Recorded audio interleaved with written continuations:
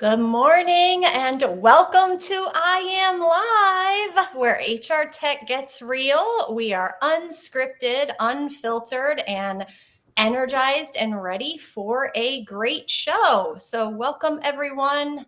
Chat is open. We are here. Fabulous guest is here, Brian Kelly, and we're ready for a great show. So, good morning. Good morning, Good morning. everybody. Good morning. So before we get kicked off, Tammy is going to lead us in a beautiful blessing for all of our listeners and individuals that are joining us and for our guest, Brian. So Tammy, you want to kick us off? I would love to. Yes, prayer is a good thing. We just want to be able to use this time to invite God to be a part of this and also bless you all. So join me. God, we just love you so much, and I thank you for this group. I pray that the people listening, that Brian, our guest today, that we will experience the power of your goodness in this call, and as unscripted as it is, guide our steps. And we just pray a blessing over Brian and over anyone within the sound where they can hear my voice. In Jesus' name, amen. Amen. All right, let's rock and roll. Yes, we are all set and ready to go. So first, how are you, Tammy? How are you, Brian? How's everyone feeling this morning on this hot Thursday? Feeling Yeah, great. Yeah. yeah, Great to feel be with you great. all. Drinking lots of that, right, Brian? Drinking Yep. lots of Staying water. hydrated. Absolutely. Absolutely. Yes. Yeah, definitely. I've been actually praying for the people who are homeless and elderly. It's just so sad, right? There's a lot of danger for them. So we just want to lift them up and think of them. And if you've got elderly people in your family, make sure they're hydrating, because even if they're staying indoors, it's important. Um, I know my mom. I'm in touch with her all the time saying that. So let's stay hydrated so we don't all melt over here. Yes, absolutely. Hey, Well, Brian, I've oh, sorry, Jen, go ahead. go ahead. I was just going to give Brian a quick introduction here. For sure. So he is joining us. Brian is the founder of Human Factors Consulting and has just a knack for getting in touch with the human. When we first met, I believed we could have talked for hours and hours. We're going to take a deep dive into vulnerability, and my favorite topic that he talks about is unlearning. So he Mm. really gets your mind thinking. He really has you take a deep look inside. He has a great story.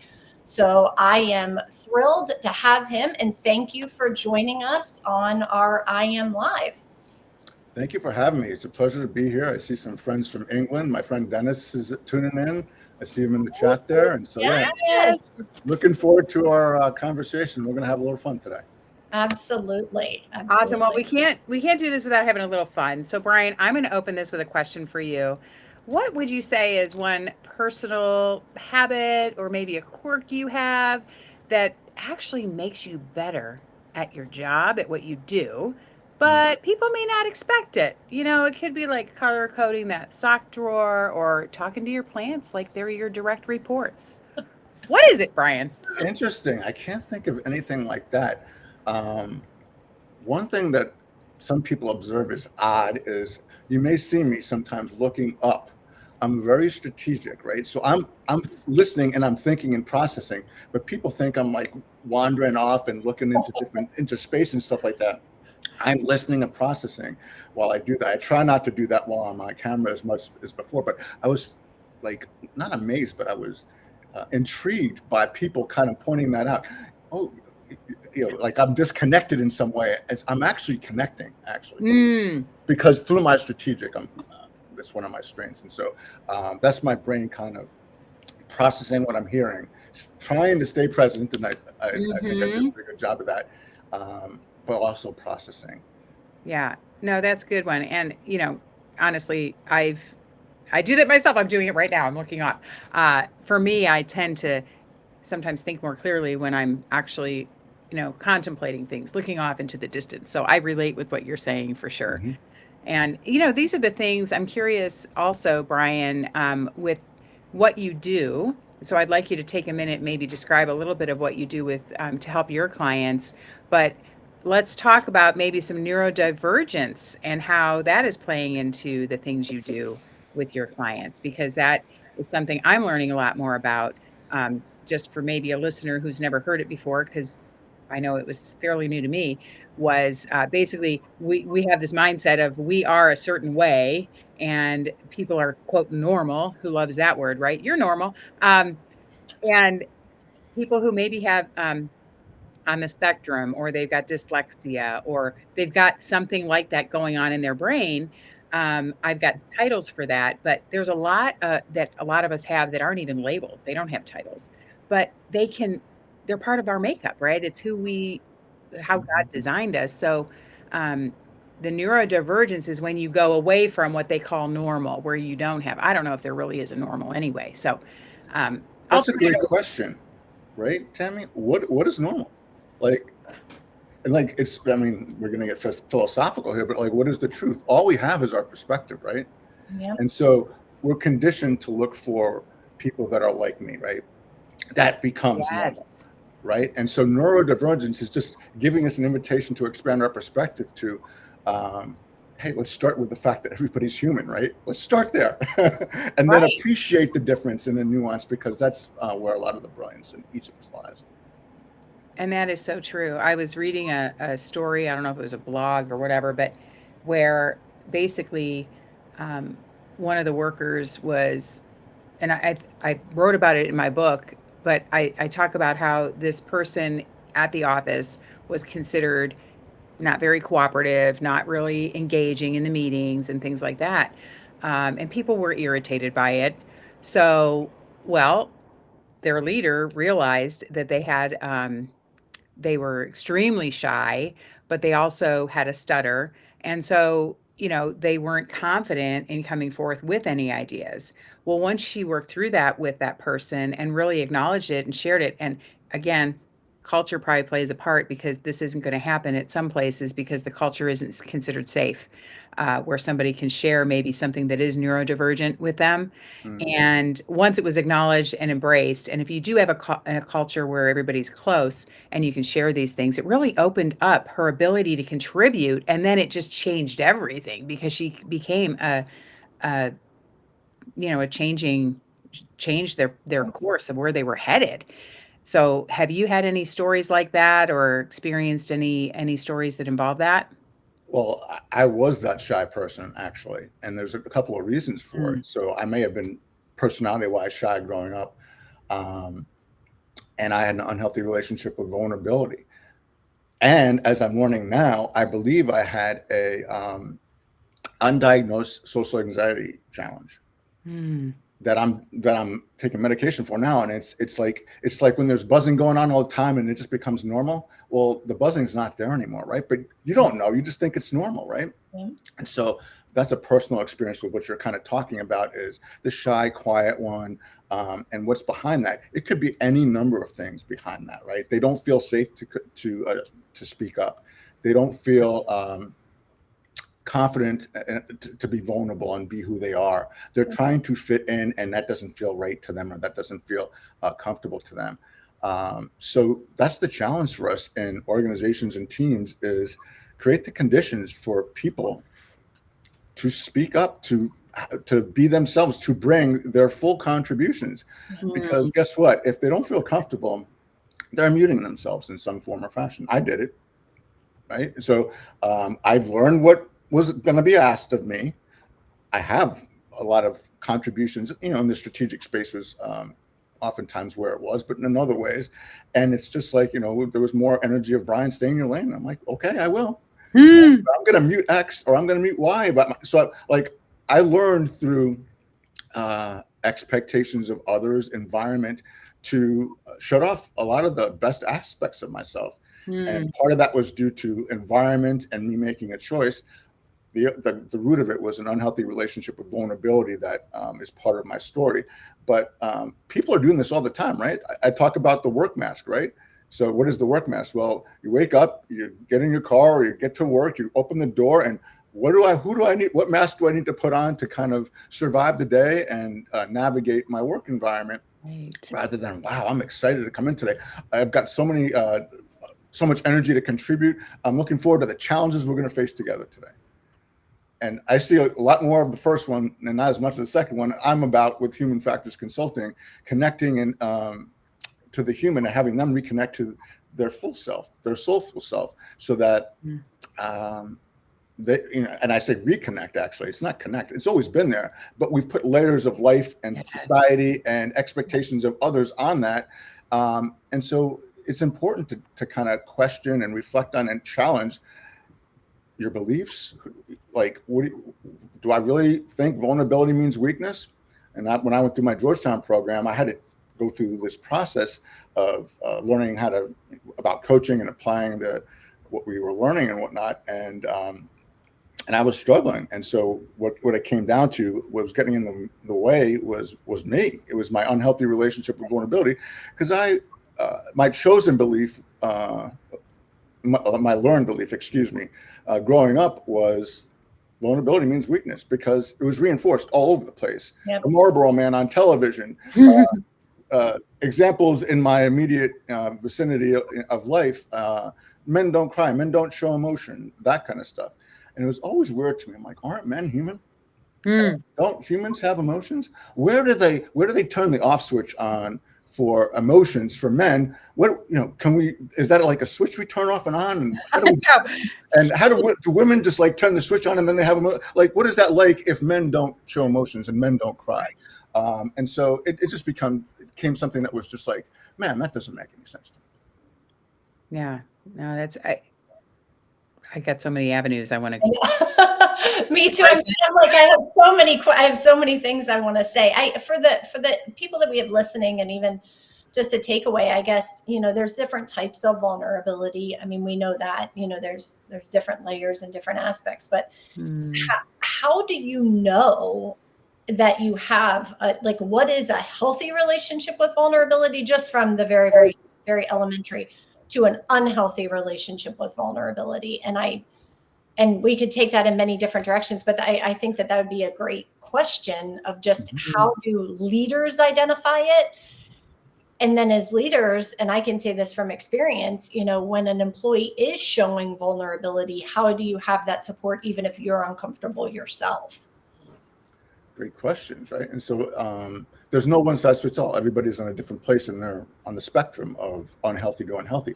The question is are you comfortable speaking up? Are you comfortable asking for help?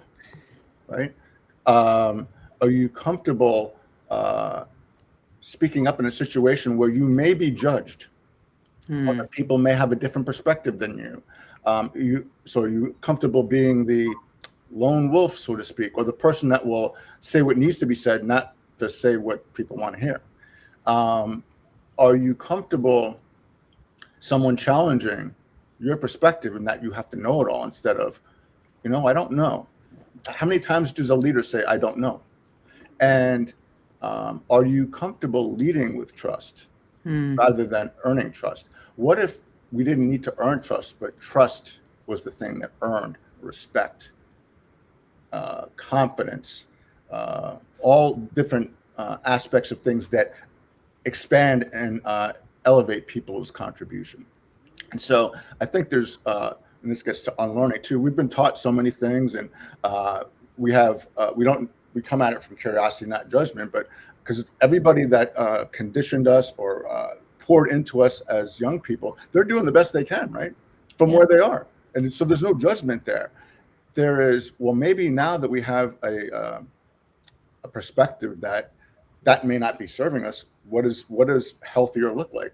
Well, maybe if I modeled I don't know and not having to know everything, I would empower other people to bring their contributions and ask questions and bring contributions that might not otherwise show up, because elsewhere in the organization, people, they feel like they need to meet themselves, or they've been conditioned over the years in different roles in their families, in their communities, wherever it may be, that that their voice didn't matter. And just keep quiet and just stay in your lane and speak when spoken to, kind of stuff. And so there's all different things that come from different cultures, different environments that we are conditioned with. the opportunity is to challenge that. And is that really who you want to be and who you want to be now going forward? Or does this version of you need to stay?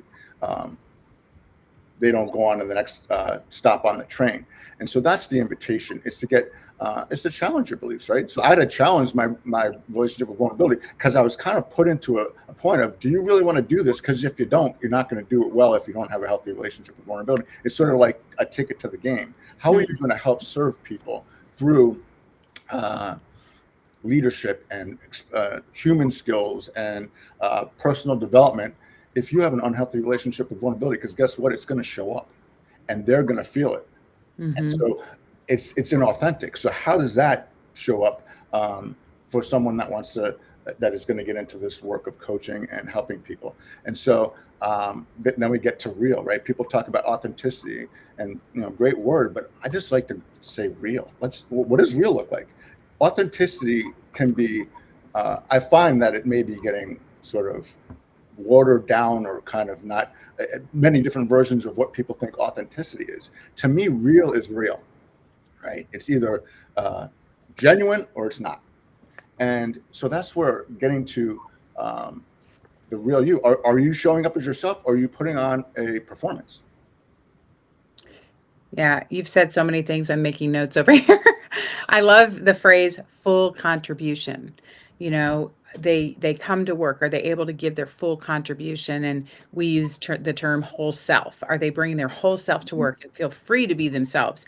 And I think we are in a world that is now emerging, okay, out of what to me was a very even dark, place of no, don't talk, don't say what you feel, what your opinion is on something. They were shutting it down. This was just the nature of what was happening in our country, honestly. We're going to talk raw here, right? So let's be real about it. How many of us were afraid to maybe say something because we're going to offend somebody over here? Now, you've got the camp of people that don't give a rip and they're putting whatever they want out there. But I'm talking to those of us who have a conscientious desire to make an impact and say valuable things, and yet those valuable things aren't agreed with others, and they want to come in and crush that. So one, the country and the nature of our condition has been very suppressed, I would say, the past several years, but now we're actually rising. And I think some of us are feeling like, I totally feel like we're in a time where, in my world, God is telling me it's time. Be all you, be bold. Now, I didn't think I was not being all me, but anywho, it's about being your true self, embracing that, and embracing the true self of other people. Like you're saying, being able to create an environment where they know their contributions are valuable, even if they don't agree with the norm. You know what I mean? It's Yeah. Go ahead, Jen. No, it's freedom. It's permission to be free, like you said, Brian, to be able to say, I don't know. Like I don't know, but I'll find out, or I'll find a way to find out, to have the freedom to say that, even to your, as a leader, as a manager, to your employees, and see that, and to have that trust and respect that you'll either find it collectively as a team, or find out, like those, like that authenticity, to be yourself and to just be transparent, is a level of freedom. And that's what I'm translating, what you're saying with having a healthy relationship with vulnerability. It allows you to be free. Yeah. It does. And so going kind of back to growing up and going through education system, right? We're always conditioned to, we have to know the answer, right? We don't get conditioned on how to ask the questions we need to ask, right? It's always about the smartest person is the one who has the answers.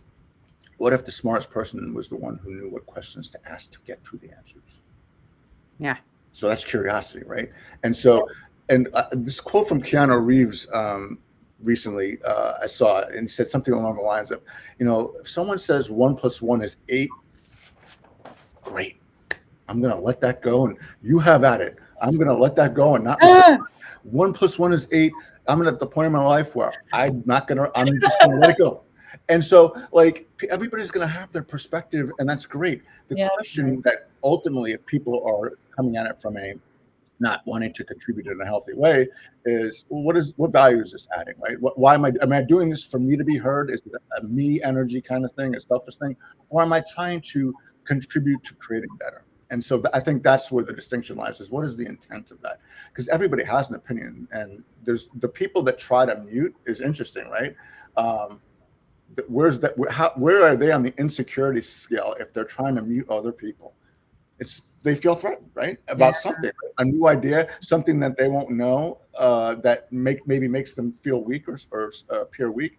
And so it's really interesting when you get down to it about, we're asking people to be more human or inviting them to be, but where are they getting that training and that the education, if you will, on what that looks like to be vulnerable, to have a healthy relationship with fear, control, kindness, whatever, right?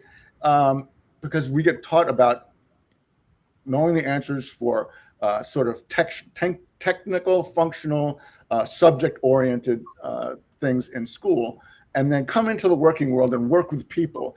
And there's no like training ground for relationship building, influencing the people side of things, other than what your lived experience is. And some of that's good, and some of that's not yet developed. Well, Brian, while you're talking about that, one of the things I think is also missing is the flip side of that. Aside from the people coming up through college and learning about business and technical things, not being trained on maybe how to be a valuable employee, it's the flip side of that too, is seeing that the corporations that exist aren't necessarily educating Yep. the leaders within the organization of how to be good leaders to this next generation that's coming up from college, so there's a miss on both sides. I think that's a really good point. There is, and I remember when I was in corporate, I was managing a program of college analysts coming off the campuses, right? And we got all this training on diversity and the millennials, and they're entitled and helicopter parents and all this kind of stuff, and having 4 generations in the workplace. And I found out a lot of the energy and myths about entitlement and other things was not really true. It's just they were less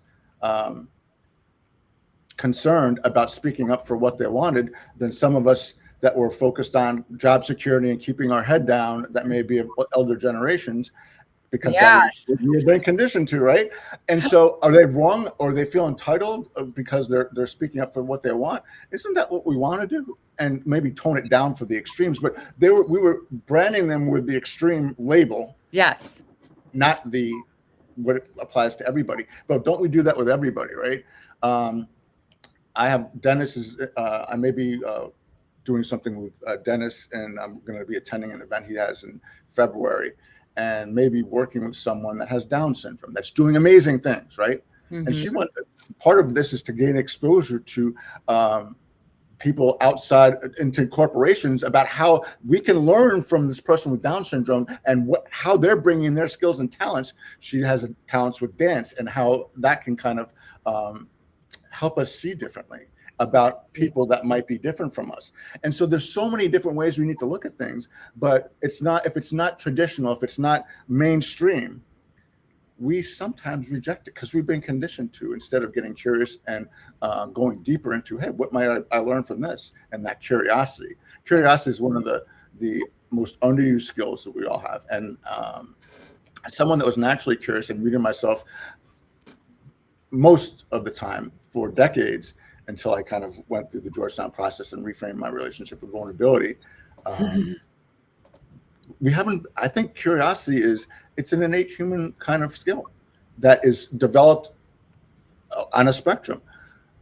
But we're not conditioned to be asking questions as much as we are with let's have the answers. And your value and your success is more aligned with you knowing the answer than how are you opening up conversation about a topic to invite different perspectives so we can get to a richer outcome. It begs the question, as we get older, why do we lose curiosity? Why do we stop doing something new? Like, why do we stop exploring? and we're not purposeful about it. But why do we do that? We get caught up in the day to day, life takes over, whichever avenue life takes you. But then you are fascinated by someone who decides to, go on an adventure or go deep sea diving or, Right. mountains. Like you're so fascinated by it and you're so like enamored that that person chose to do, like an adult chose to do that. But why do, like, that's the question. Why do we lose it? Why do we? Jen, I think as you're talking, just intentionality, right? It's just like if I want to achieve something in the business, I'm going to probably come up with a plan, put a project together, whatever. Well, you have to be intentional. My husband and I just celebrated 20 years this year, and we decided in our 20th we want to do a special trip.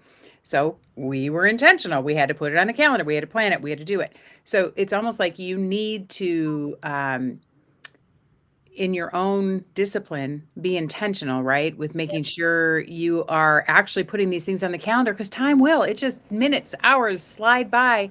And next thing you know, you haven't done anything that you wanted to do and years have passed. So I'm an advocate for being as intentional as possible and blocking your calendar. Man, my calendar, who lives on their calendar? That calendar keeps me straight. Hey, thanks, Dennis, for joining us. I see you've got to go. Thanks for stopping in and all your great thoughts coming through the comments. I know we're running out of time already. My goodness, how does the half hour go so fast?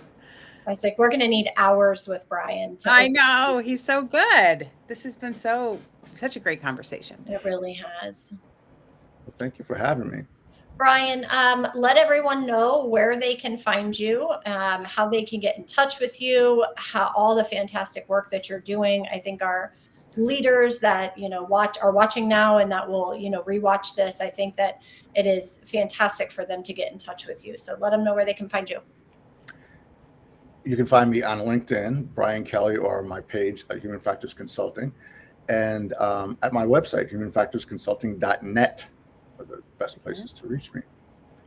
Excellent. Very good. And I just want to comment too, for those of you that might be here, if you heard something great or somebody else needs to hear this, our YouTube channel, iAM HCM, is out there for your sharing. So feel free to share it. Feel free to subscribe so you can stay in touch with all the great things that are coming through that channel.